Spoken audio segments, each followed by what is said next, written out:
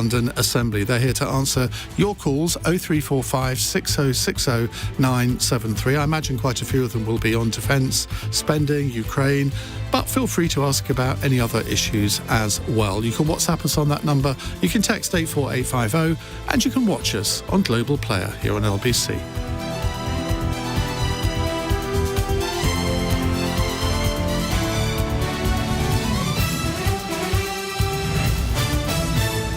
On your radio, on Global Player, and Play LBC. Leading Britain's conversation. This is LBC. From Global's newsroom at 8 o'clock, Sir Keir Starmer says Europe must play its role in helping to foster peace in Ukraine.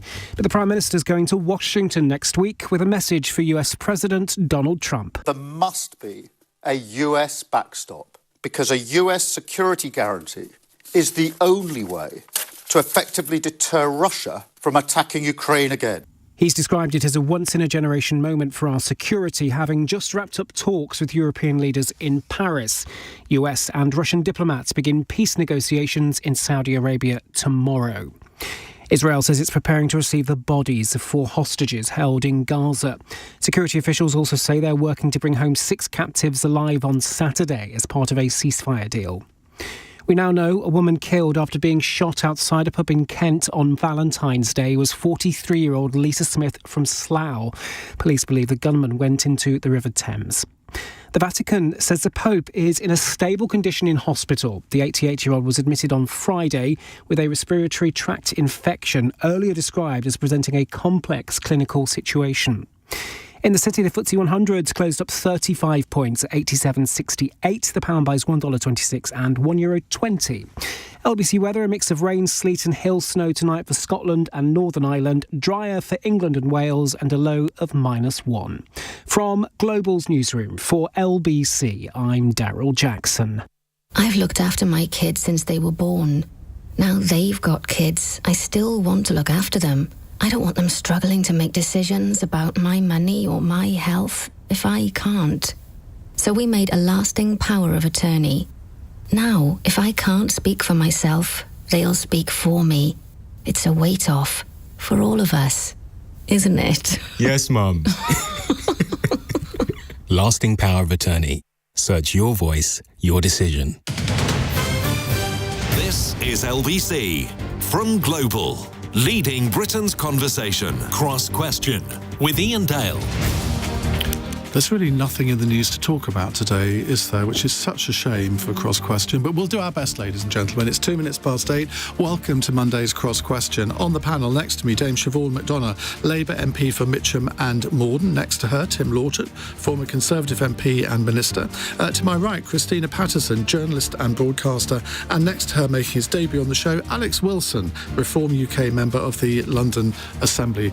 Greater London Assembly, that's its proper title, isn't it? London Assembly. So they are here to answer your questions. 0345 6060 973. You can WhatsApp us on that number. You can text us on 84850. And of course, you can watch us on Global Player. Call 0345 6060 973. Tweet at LBC. Text 84850. Cross Question with Iain Dale. This is LBC. Let's start off with a call from Guy in Cheltenham. Hello, Guy. Hi, evening. Evening. What would you like to ask? I was going to say, does your panel think that we've come to a real tipping point in this crisis now, and potentially this is possibly the biggest week yet, and that big decisions being made now are vital? Siobhain. Your heart breaks. My heart broke when I saw what President Trump said to the Ukrainians. I mean, this is the Ukrainian war is our war. It's such a just war for a liberal state, for NATO membership in the future. And I think we have a moral responsibility to stick up for the Ukrainians and to offer to be any part of any peacekeeping force. I mean, on the peacekeeping force, we've got another question on that, so let's keep that separate from this one. But I mean, that question from Guy, when I read what he was going to say, I thought to myself, do you know, he's right, because the consequences of whatever decisions are made this week, I think future generations are going to feel those consequences. These are not sort of just like tactical decisions. These are going to have long-reaching effects, aren't they? Absolutely. European countries, us included, have got to consider, what our responsibility is to ensure our own defence and those of the countries around us. It shows. We were talking about the panel were talking about it just earlier. How Trump could want to take half the mineral wealth of a country that had been in war for so many years, that needed to reconstruct. I just hope that it's not going to be as bad as I fear. Keir Starmer's going to see Donald Trump next week. I mean, that is possibly going to be one of the most consequential meetings ever between a British Prime Minister and a US President. I mean, I hesitate to draw parallels with Tony Blair going to see George Bush at his ranch in Texas before the Iraq War, but it has that kind of feel about it.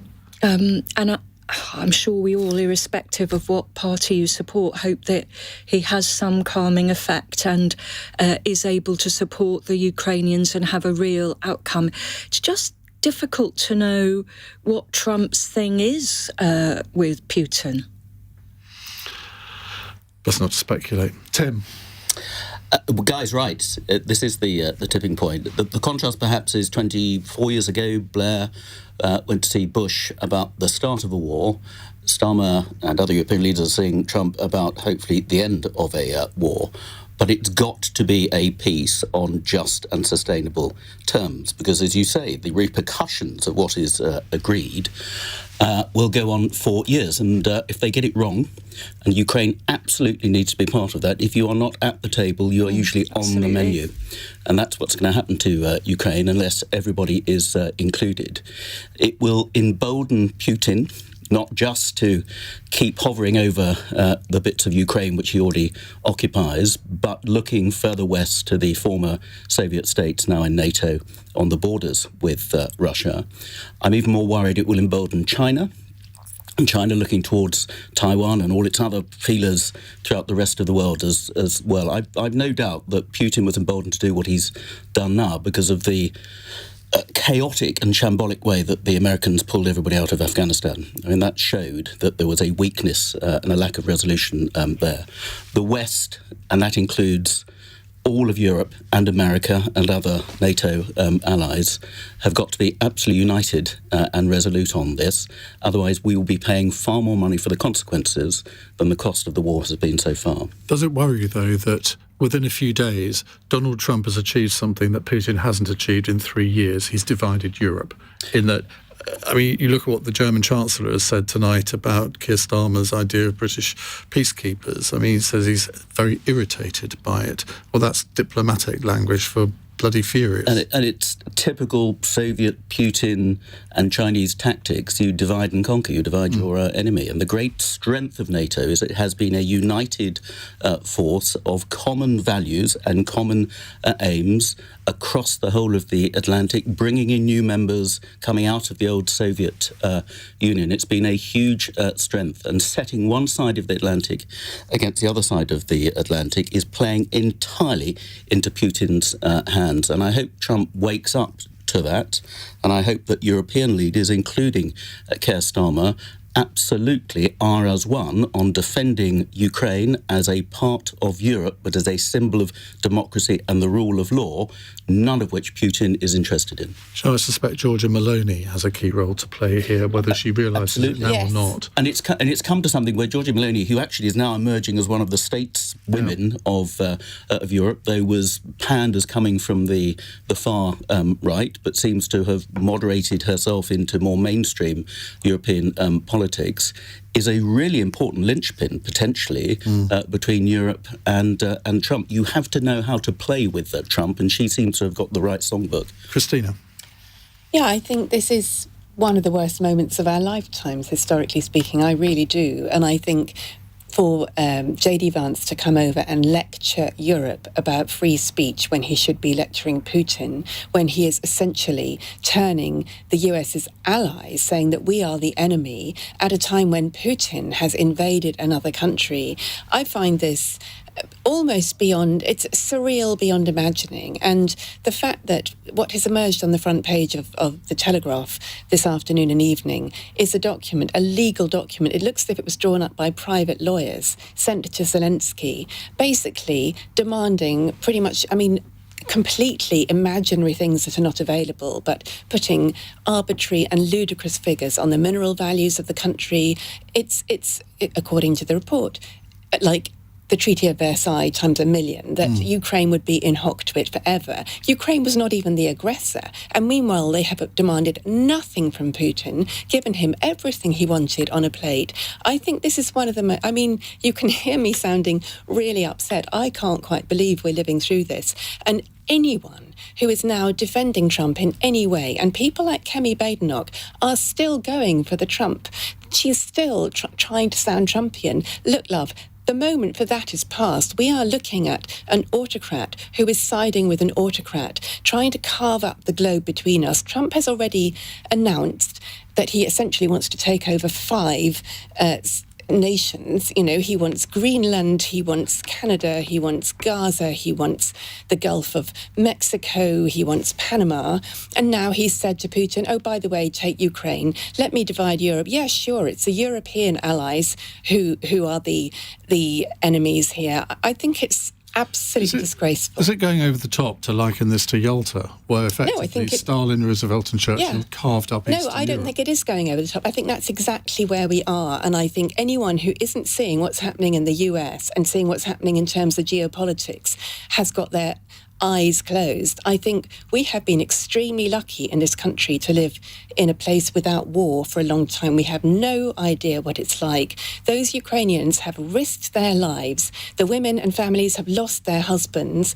The youngsters are looking at, a future without hope. And people are saying, oh, isn't Trump great? No, Trump is not great. This is an absolutely terrible moment. Alex Wilson from Reform UK.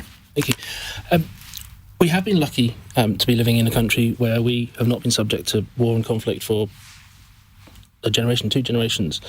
And the fact that this is now in our continent and happening is a huge, huge concern. For me, it also has a personal element. I have a family connection with Ukraine through marriage, and it's something that over the last 3 years has been hugely concerning for me, and for those members of my family who are affected by this. I've always been very supportive of the measures that have been taken up till now, supporting with medical equipment, with weaponry, and helping Ukraine to defend its border. Because the aggressor here, we all agree, was Vladimir Putin. He was the one who made that decision to invade, and it was absolutely right for Europe and NATO and America to help push that back. Now, we're now 3 years into a very bloody and destructive war. The fact that we are now perhaps reaching a point at which we could reach a conclusion, that is something to be welcomed. And the fact that it's taken the election of Donald Trump to do that, we can all have our different views. What kind of conclusion?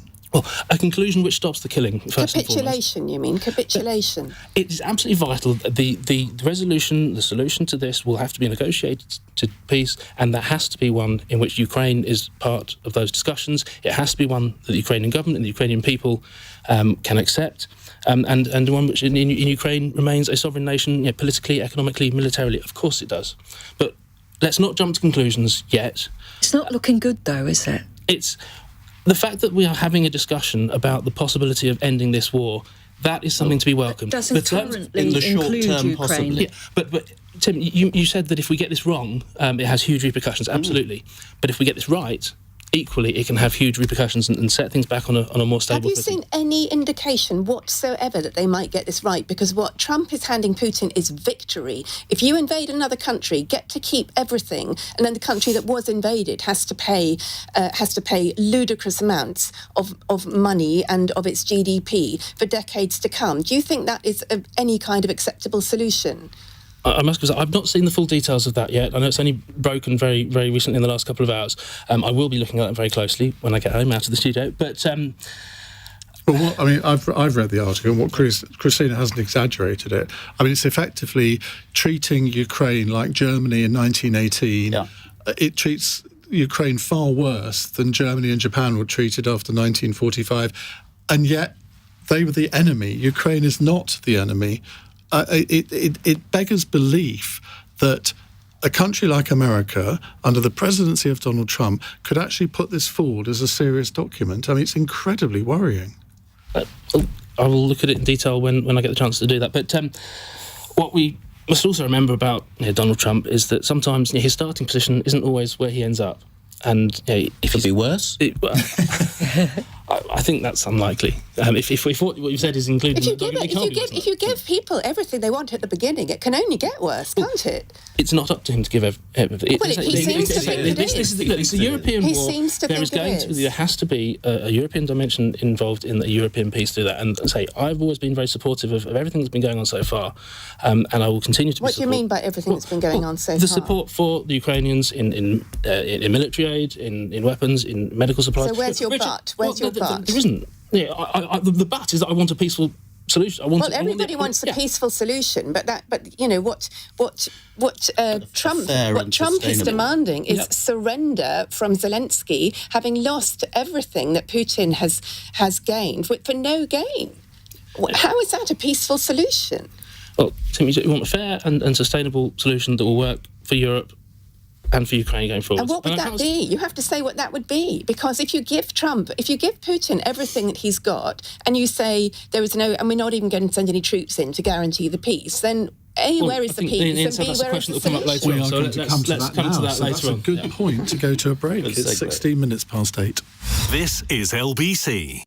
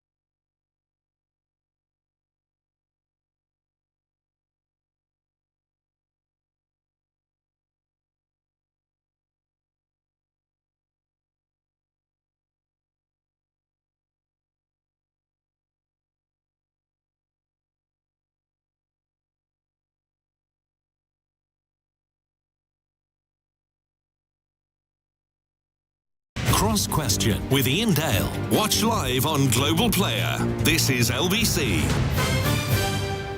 Well, it's a sparky discussion so far, particularly from Christina Patterson. But look, this whole issue of Ukraine, it really does stir up a lot of, not just emotions, but I think reasoned emotions as well. With us is not only Christina Patterson, we have Alex Wilson, Reform UK member of the Greater London Assembly, Tim Loughton, former Conservative MP and Minister, and Dame Siobhain McDonagh, Labour MP for Mitcham and Morden. Now, a follow-up to the last discussion is from Jennifer in Letchworth, who says, is it sensible to consider sending our depleted armed forces to Ukraine?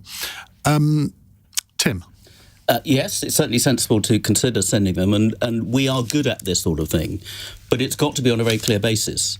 So where we go, what we're there to do, working with other NATO countries, preferably, needs to be clearly set out, and not just as cannon fodder if the Russians are still lobbing missiles across the border. It's got to be a genuine peace, that they are going to be peace keeping. And we obviously had discussion just now, got serious reservations about whether it can be a genuine peace. I mean, our armed forces are really good at this sort of thing.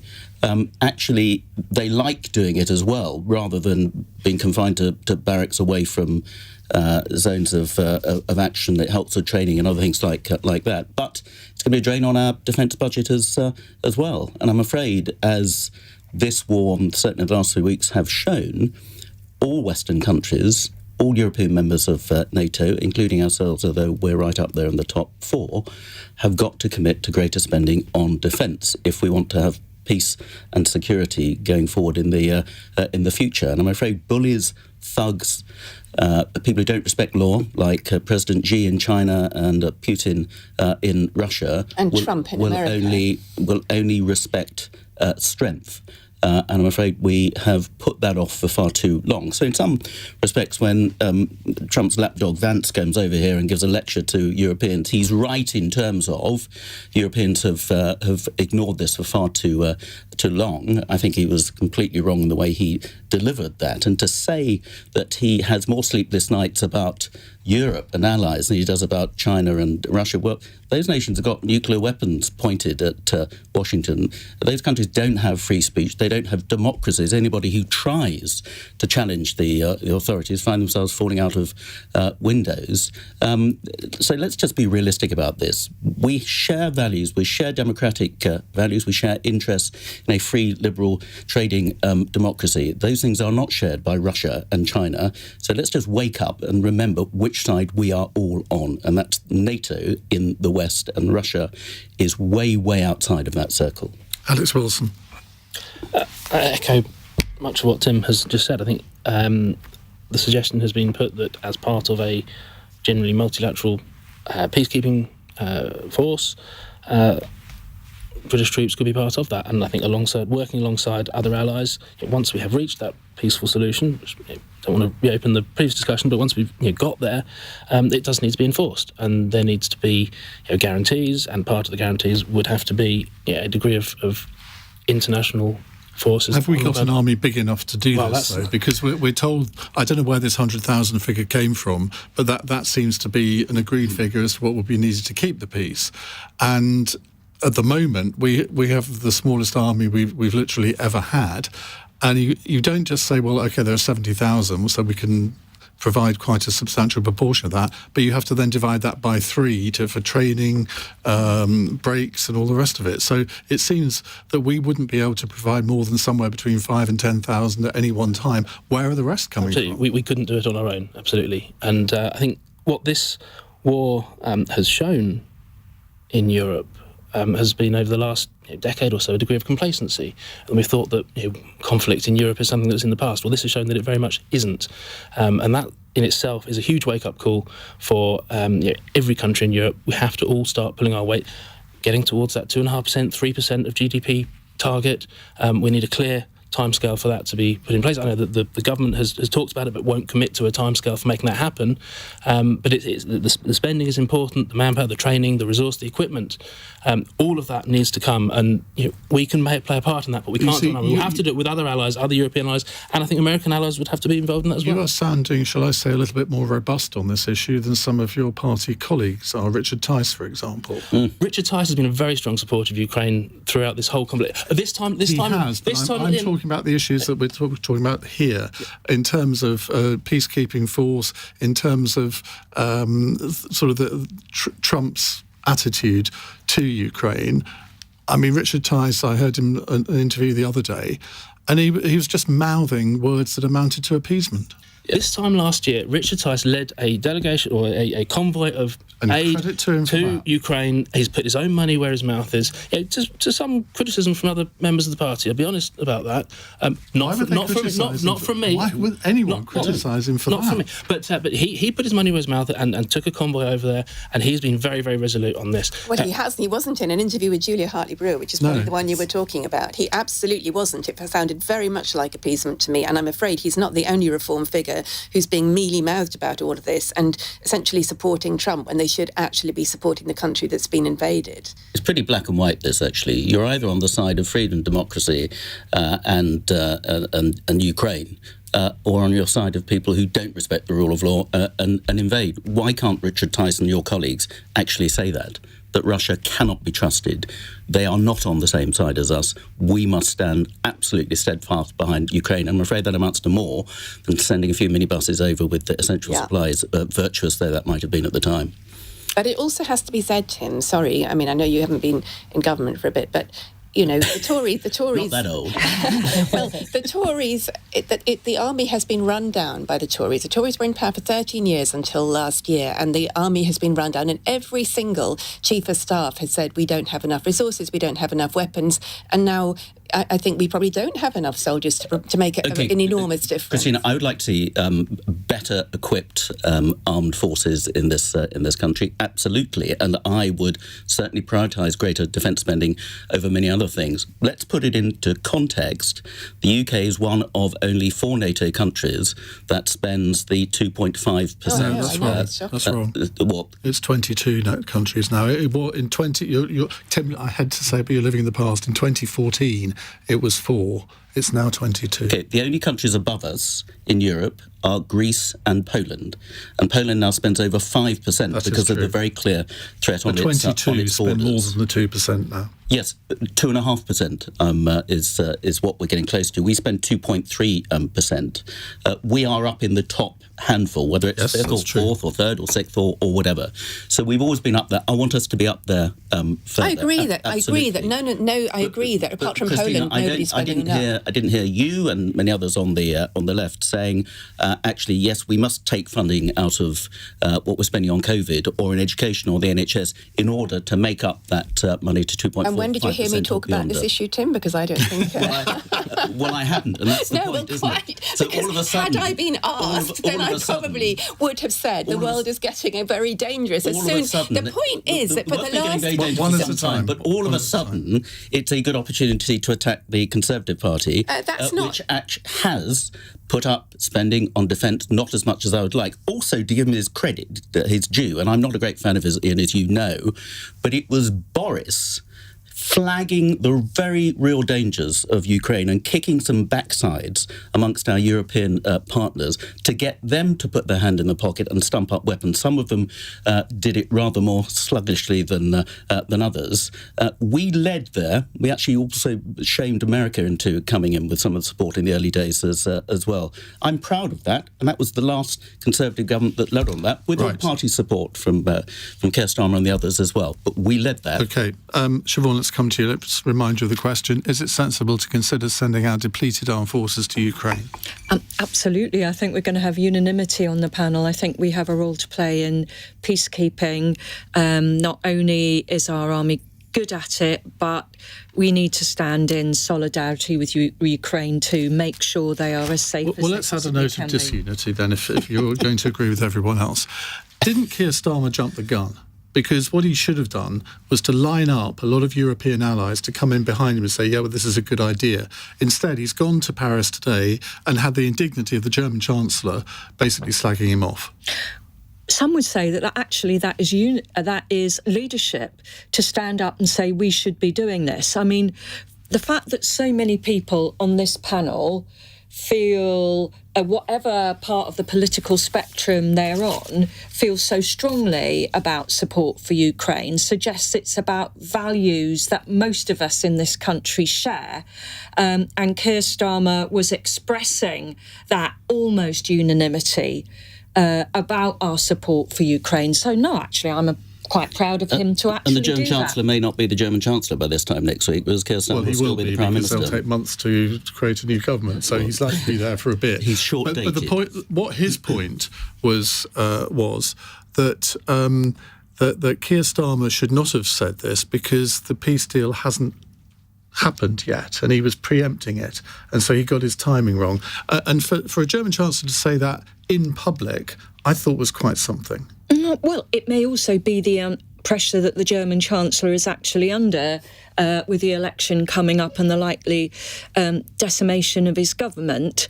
But no, Ukraine, certainly for me, is so black and white. It's about our core values, and we've got to be in there and supporting them. And I just feel that your heart breaks at the possibility of this discussion. I hope that it doesn't turn out as bad as it feels at the moment. Do you think there should be a parliamentary vote on sending British forces to Ukraine, even if it is just as peacekeeping forces, not to actually take part in fighting? I'm quite happy with my government taking that decision. If there is a vote, I think there'll be almost near unanimity. Okay. Christina, did you want to get? I think you want to come back on the Starmer front, I'm not sure, to be honest, Ian. I think I'm a bit torn on that one, because I think Starmer is trying to. I think we can all agree that Ukraine is more important than playing politics in terms of the EU and so on at the moment. However, I do think Starmer is trying to back two horses, and understandably he's trying to keep Trump on side, because the cost of not keeping Trump on side in terms of jobs and tariffs and so on is extremely high. And obviously Trump is a maniac, so that's a very difficult thing to do, particularly when you're a largely sort of sensible chap like Keir Starmer. But I think probably if you are trying to negotiate good outcomes, it is better to sit down with people and do the collective thing than just make unilateral statements like that. I mean, I wonder whether we're actually going to revert to Britain's traditional role between America and Europe, playing this sort of bridge where Keir Starmer can, if he plays his cards right, try and do that. Now, whether Trump will let him do that is another matter. But do you think that's possible, or a pipe dream? I think he wants to. I'm sure he wants. I think he said he wants to be the bridge. We've got to hope that he's going to be successful at it. I mean, some of us would rather, and perhaps Christina's quite rightly expressed her views tonight, wants to be shouting with rage at this terrible injustice. Who could say that she was wrong? But Keir Starmer, as Prime Minister, has to deal with perhaps trying to get the best solution he can in the circumstances he finds himself, with such great a cost not only to Ukraine but potentially to the UK. And there's a lot of diplomacy need to be played here. I mean, Trump loves hating people, and you don't want to play into his hands by trying to beat him up. He's fairly narcissistic as well, I'm afraid. You need to play to his character. And in the past, we've had strong leaders in the UK who have been that bridge between parts of Europe and America. So historically, it's a very important role we've played in the past, but with rather more conventional people in the White House. Here's a question I'd love someone to ask. Do you have to be a narcissist to be a politician? Maybe we'll do that as a phone-in one day. I think we could spend a lot of time on that one. I'm sure you could. I'm not sure the other three would want to. Right, we're going to move on from Ukraine in just a minute with some questions on other subjects. If you'd like to put a question to our panel, 0345 6060 973. It's 8:31. News headlines with Darryl Jackson. Sir Keir Starmer claims only America can effectively deter Russia from attacking Ukraine again. The Prime Minister wants a US security guarantee in any peace talks which begin tomorrow between Russia and American diplomats. A Delta Airlines plane appears to have crashed upon landing in Canada. Toronto Pearson Airport says all passengers and crew are accounted for. Local media is reporting 8 people have been injured. And detectives investigating the death of a woman shot dead outside a pub in Kent have named her as 43-year-old Lisa Smith. Searches are focused on the River Thames as it's believed the suspect gunman entered the water on Friday night. LBC weather, a mix of rain, sleet and hail snow tonight for Scotland and Northern Ireland. Drier for England and Wales and a low of -1. This is LBC.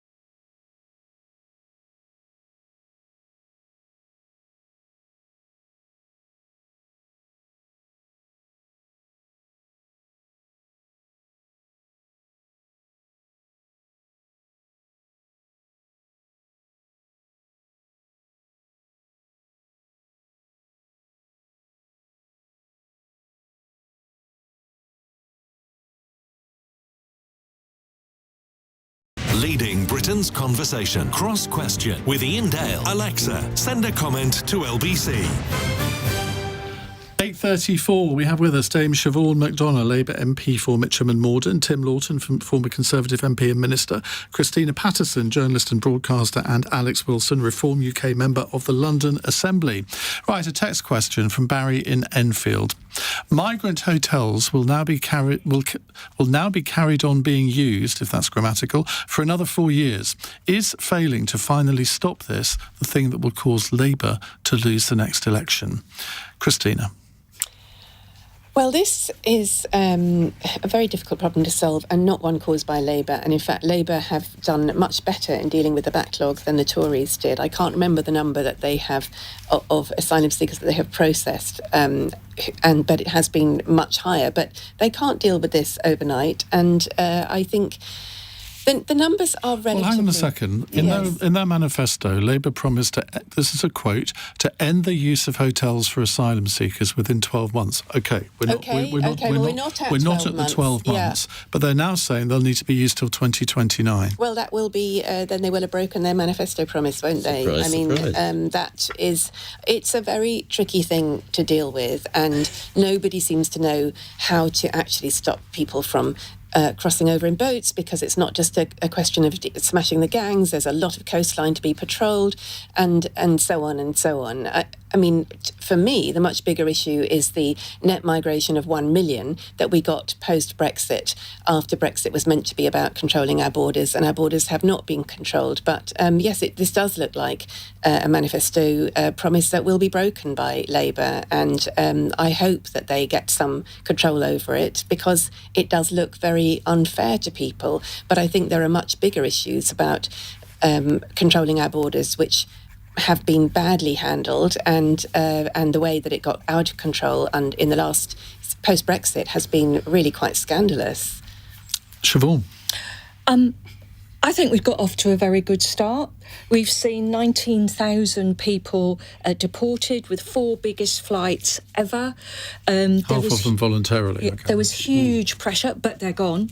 The huge pressure on hotels was because of the last government not processing asylum claims, or not processing any claims at all, leading to huge pressure. So actually, I think that pressure has reduced. I'm hopeful that those hotels won't be used at the end of 4 years if we're making that same level of progress. Yes, it is a very difficult problem, and we're going to do our best to actually tackle it, and we've started in a good way. You were giggling there, rather inappropriately, some might say, Tim. I'm very sorry. It's one of the biggest things I miss about no longer being in Parliament. I was on the Home Affairs Select Committee for 10 years, and we dealt with this issue. I've been on your programme many times about this issue. We had countless ministers, heads of the Migration Advisory Task Force, and everybody else in front of us.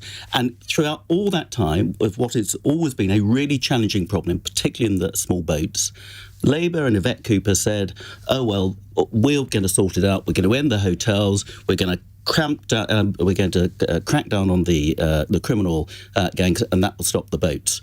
Well, so much for off to a good start. Over 25,000 people have come here illegally across the channel since Keir Starmer became Prime Minister. It is up on the previous year. And let's talk about those 19,000 who have been deported. We have been in power for just over 6 months. And the figures are going the wrong way. 19,000 people. How you can resolve a problem this big and this complicated? You're making it worse. So 19,000. So why did you say it was all going to be easy to do, and you would cut down the gangs? And why did you guarantee it was easy? Well, why did you guarantee? Let me have a go, Siobhain. I'll let you have a go.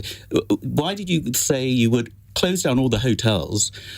Because you are always going to need accommodation, and if you're going to let those people roam the streets, unedible though it is, and costly though it was, you have to have the hotels until you stop people coming across the channel, and you have made that situation worse.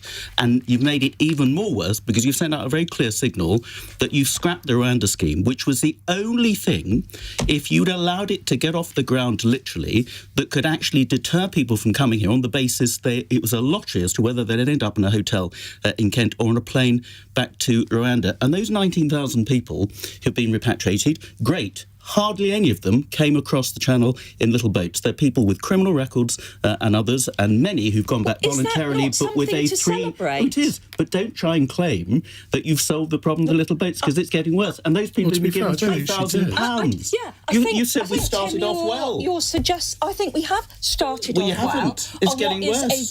But it's not getting worse. The figures coming over in January were the lowest since 2021. 25,000 under Keir Starmer's gone up. There is a huge pressure on hotels because the backlog. Which you said you were closed, you're opening them again. Yeah, but because of the backlog and the pent-up this is for new people going into the hotels. But over time, once I've they've got had every their claims confidence processed, that they we've don't got go back onto to a good hotels. start. It's not good when you both talk over each other. Can we accept that, Siobhain, you're right in that the figures in January were lower than before, but Tim's also right that since Keir Starmer came to power, the numbers are higher than they were in the equivalent period last year. So can we just agree that you're both right? And going up.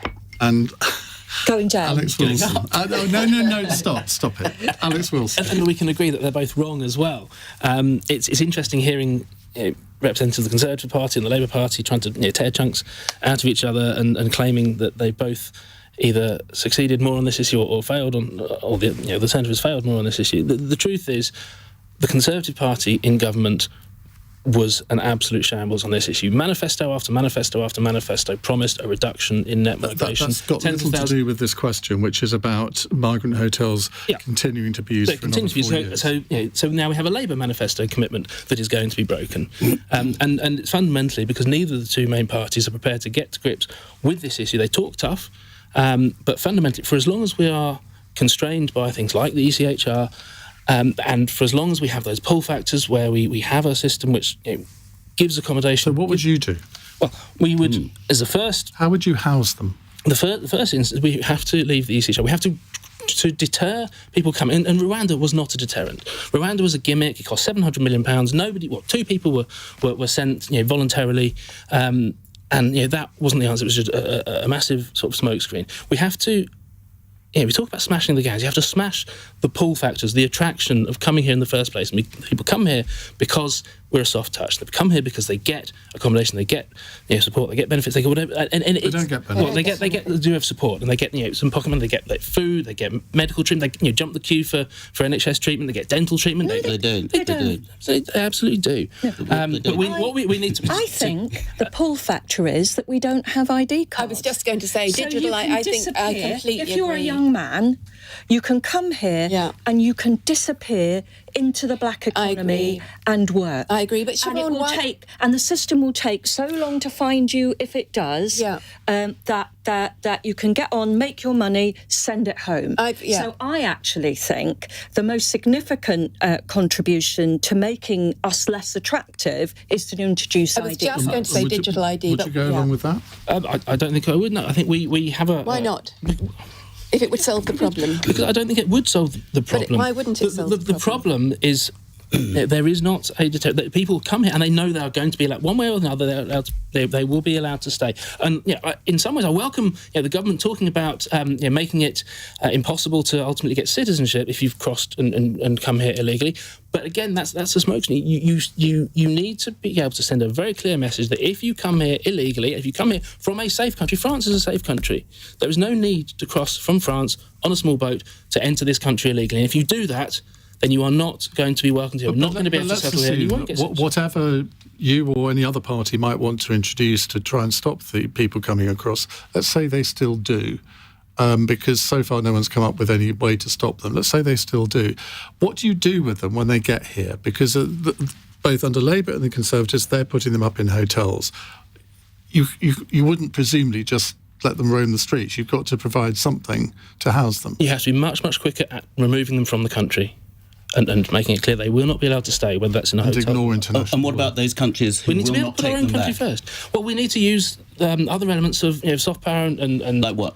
And we need. So how do you send Iranians back? How do you send Iraqis back? How do you send Somalians back? Because they will not let them get off the plane. And that's why the Rwanda scheme, sending them to a third country so that they are not in the UK ad infinitum, was actually the only effective way of dealing with those people who come from countries who won't take them back. How do you deal with that? We need to use things like our contributions through international aid and use that as a tool to have those negotiations and make those agreements and be prepared fundamentally, we elect our government, and we all.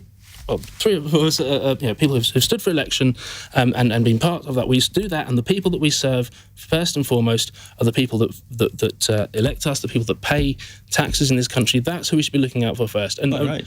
And how do you send these people back? You can't send back. I mean, we can all say we want to do that, but in practice, unless you've got a third country option like Rwanda, which other European countries are now looking at something similar, that's the only way you practically can deal with those people who will be in this country indefinitely once they get into British territorial waters. The ID card thing is a complete red herring. Genuine asylum seekers, registered asylum seekers, have to have registered cards already in order for the various entitlements which they can get. So it will make absolutely no difference at all. If we had digital ID cards in this country, as Tony Blair has suggested, you wouldn't be able to enter the black economy. You wouldn't have, massively. You're not at the moment, because if you work without permission to do so, we jacked up the fine to at least £20,000 per illegal employee that employers will be fined for. If you are a landlord allowing illegal migrants to take up your accommodation, again, you can be penalised hugely. Perhaps we should put that up even more. But ID cards do not solve that. Who are overwhelmingly young men who are coming over on boats, single young men, they just disappear into the system. They want to work, they want to earn some money, they want to send it back to support their families. And, for all the employers that would be very cautious about employing anybody they didn't know had a right to work, there are employers who have no worries or concerns. And if you want to close that down, then identity cards is the thing that's going to do it. Thank you, Siobhain, for confirming that the majority of those that are crossing are young men. They are not women and children fleeing war and persecution. They are young men. Nobody's saying that. We all know they're majority. Nobody ever argued about whether... We all know that they're majority young men. Who says that? They're women. I've never heard this argument before, that they're women and children fleeing. I mean, you just need to look at the footage to see they're not mostly women and children. We see it. But nobody says they are. Well, I think you find that a lot of people do say that. Certainly, I would not say something I knew not to be the case, and I know that most of them are young men. And they can disappear into the system. They're very mobile. They don't need a great deal in terms of their own support. They just want to come here and earn money. And if we want to stop that ID they could have been arrested under the legislation we brought in, but you've just scrapped that last week. On that controversial note, it's 8:47. This is LBC. Right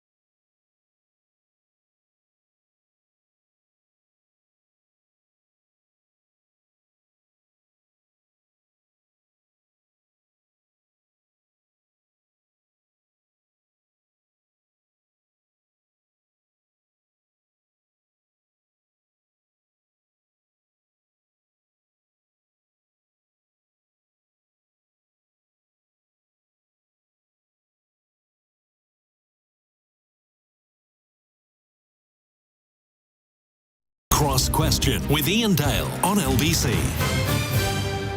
10 to 9 on LBC. Dame Siobhain McDonagh, Tim Loughton, Christina Patterson and Alex Wilson with us. A text question from Chris in Staines. Are Reform and Nigel Farage a here today, gone tomorrow party and politician? Alex Wilson, just randomly, I'll come to you first on I wonder this. why you've come to me first on that one. Absolutely not. We are here to make a huge impact in British politics. We have only been going as Reform since 2021. When I joined when I left the Conservatives, I was a Conservative, I'll admit to that. In fact, the last time, Tim, I saw you spoke at an event that I was at. That was a long time ago. Clearly didn't have it right, didn't it? I left the Conservative Party because I felt that it was becoming far too big state, high tax, net zero and lockdown. Since then, we have put a huge amount of time, effort and resource into growing a new political brand, a new political party. We started off on the 1% club. Nobody heard who we were. When I stood as a candidate in the 2021 London elections, nobody knew who we were. Chesham and Amersham by-election, nobody knew who we were. But then things started to happen. And around this time last year, Wellingborough by-election, where I was heavily involved on the ground, it was the first time I found a degree of recognition and traction, and people are starting to see who we are and like what we say. And at the time, we then got what was our best ever at that stage parliamentary by-election vote share, and then it all kind of snowballed from there. Went through the London elections, where it was really important that we put forward an alternative platform to how we wanted London to be run compared to all the other parties that were already represented on the Assembly.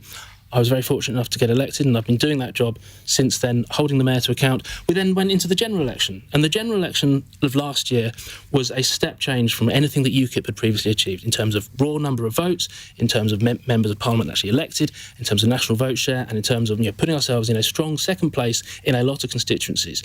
Now, since the general election, things have gone off even more. We now have considerably more members than the Conservative Party has, and if we carry on that trajectory, it will only be a matter of months until we're catching up with the Labour Party in terms of members. Now, our job now is to turn into active members.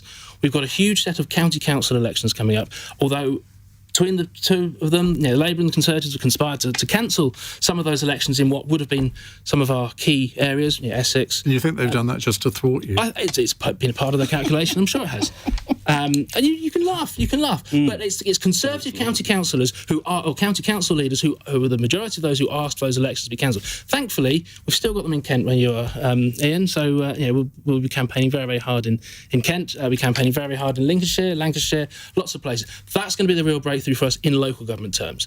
But we have the membership now. Our polling is off the scale. We're now regularly hitting 27, 28, 29%. And only today, this is not a voting intention question, but a probably even more kind of interesting and instructive question from YouGov, asking, comparing the Conservative Party now with Reform UK now, which has a clear sense of purpose, and it's us that's winning hands down on that measure. Now, obviously, we are 4 years away from a general election. There's a lot of water under the bridge to go. Do you not worry in those 4 years that Nigel Farage might, for some reason, decide that he doesn't want to do it anymore, and that would Certainly be the end not. of you? I was with Nigel last week, and I've never seen someone look as focused, as determined, and as confident in his belief that we can do this and that he can be the next one. He's never been in that position before, but now you can see his body language, his seriousness. He is up for this challenge, and we are all up for making that happen as well. But we're now 29% in the polls frequently. We'll reach a tipping point as a new party, as a small party. Well, that's what the SDP used to say, and they never did in the end. But I mean, it may happen. You may break the mould in a way that the SDP didn't. Christina. Yeah, I don't know. I mean, obviously, as you might guess, I'm not a big fan of Reform. I do think I think it's quite a big achievement for a party based around Brexit, which most people in this country think has been a disaster, to be as successful in the polls as it is. I think Nigel Farage is a very charismatic man who has a big following. It seems to me that Reform is the party of the disaffected, and there are a lot of disaffected people in this country. So to galvanise disaffected people isn't a huge achievement, but, credit where it's due. You are riding quite high in the polls at the moment. Let's see where we are in 4 years' time. And I think what, there does seem to be quite a lack of is policies. You're very good at saying this hasn't worked, that hasn't worked, but what are your answers to these things? And those remain pretty unclear. And I think the position on Ukraine has been so far really disgraceful. So I hope you're here. I'm sorry to say, I hope you're here today, gone tomorrow, but we'll have to see. Siobhain. It would be a foolish political party that ignored its opponents, wouldn't it?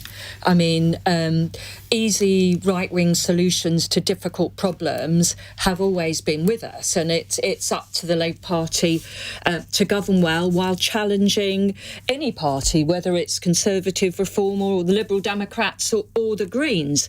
And I think when Nigel Farage comes under the scrutiny for his policies, whether it's on the NHS and supporting an insurance-backed health scheme, he doesn't like it that much, but that's our task. Tim? Well, that great quote here today, Gone Tomorrow politician, was, of course, Robin Day interviewing John Knott, and he snatched his microphone off and walked out the studio, which at least Alex didn't do just now. And he talked a good talk, but it's... can you walk the walk? And it's quite easy at the moment. There's a big vacuum in British politics, which is different from when we were chanced back in 1997, when I was first elected. There was a resurgent Labour Party, and there was a down-at-heel Conservative Party. We took quite a while to get our act together. There wasn't an alternative, a third alternative that was the repository of a plague on all your houses. Now we've got a resurgence. Well, it was the Liberal Democrat. Well, but not to the. They gained a huge number of seats in '97. Yeah, but they didn't in terms of vote, and it wasn't followed through to nearly the extent that it could well be with reform. So I certainly take them seriously. But at the end of the day, it is a party which is strong on populist slogans, and they're riding that wave, is very short on detail, and when they do come out on some detail, it's found to be severely lacking. And Richard Tice's comments about some of the energy proposals they're making is just going to put everybody's energy bill through the roof. Some of the things on the NHS are rather worrying, and the whole argument over migration, which we just challenged with Alex, seems to fall to pieces. So when it comes to an election, they are going to have to put down some clear details to make out that they have got a programme that's workable for them to be in Labour won a landslide at the last election without doing that. Yeah, but reform is completely new, and if you're going to keep up as the attacking alternative party, when it comes to election, people aren't just voting against everything else; they're actually voting for something as well. And reform is going to have to make a clear case, and it's also going to have to make a clear case that goes beyond just one person, because it is Nigel Farage's party. Literally, he owns the party as well as leads it. It's got to be much more broadly based, with people who are able to run government rather than just complain at those people who've been doing so. This phrase here today, gone tomorrow, it is quite apposite here, isn't it, Alex? Because I have this theory that Nigel Farage, you would not be in this position had Piers Morgan and Nigel Farage not been on Question Time together during the election, because Piers Morgan effectively goaded Nigel Farage into standing, which he had said he wasn't going to do. And if he hadn't done that, and if Nigel Farage hadn't stood, I doubt whether you'd be on this panel tonight. Nigel stood in the election because he was going out campaigning and he was meeting people on the street, and they were the ones that were saying, no, Nigel, you need to stand. He'd made the announcement when the election was called that he wasn't going to stand. But when he went out in Boston, when he went out in I thought he was a conviction politician. And there were people, once said, look, I want to vote for you. We need you to stand. This is the opportunity that is there for the taking. And I'm very glad that he did change that. But we need people who can run things in government. But we've had successive governments of both parties who have made a complete shambles. We also need people who know how to run things in business and know in the real world, and who can make decisions, who know what it's like to employ people, who know what it's like to make those decisions. We're running out of time. Let's have our fun question from Zoe in Cardiff. At an ice hockey match between Canada and the US in Montreal on Saturday, the local fans booed the US national anthem, and then there were 3 fights between players in the first 9 seconds of the match. Putting national anthems aside, if you have to, which song would you happily boo just to make it stop? Christina? Oh, goodness. I would boo the US national anthem at the moment, I think. I think at the moment I would not... Have you ever booed the Chinese one or the Russian one? I don't know what the Chinese one would... I would happily boo both of those, absolutely, absolutely. I have been at Tiananmen Square, actually, at sunset when they lower the flags, and it's a very strange thing to know that... and I saw a very interesting cartoon, actually, of Elon Musk's awful new Teslas, those kind of tank-like things, and they've somebody did a cartoon of a man standing in front of those Teslas like the Tiananmen Square thing, which I thought was very apposite. So at the moment, I would boo the American national Alex? Probably going to make myself very unpopular by saying this, but I would boo and want to stop anything being performed by Taylor Swift, particularly... Oh, my God, read the room. Particularly if Sadiq Khan was in the audience, having had a free ticket from one of the many companies that have given him this. OK. That's the most unpopular answer of the night, I'm sure, among our listeners. Siobhain?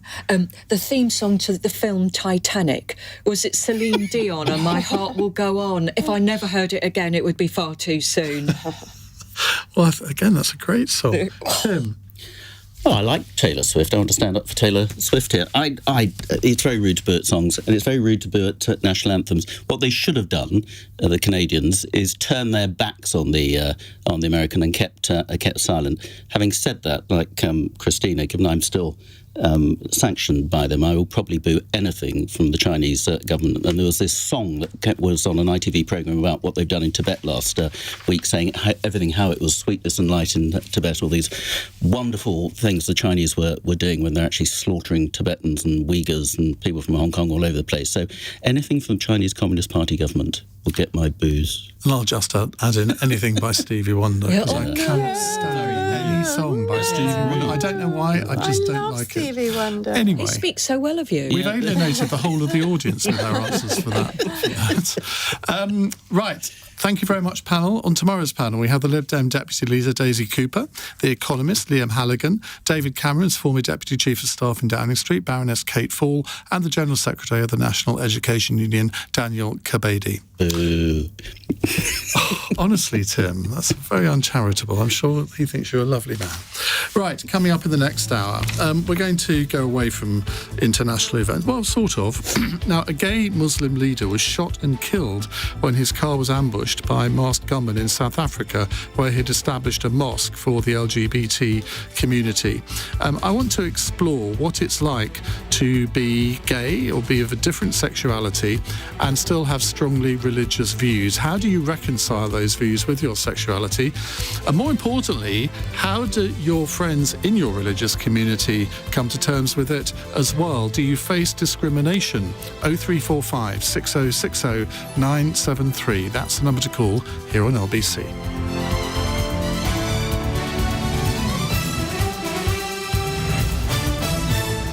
On your radio, on Global Player, and Play LBC. leading Britain's conversation. This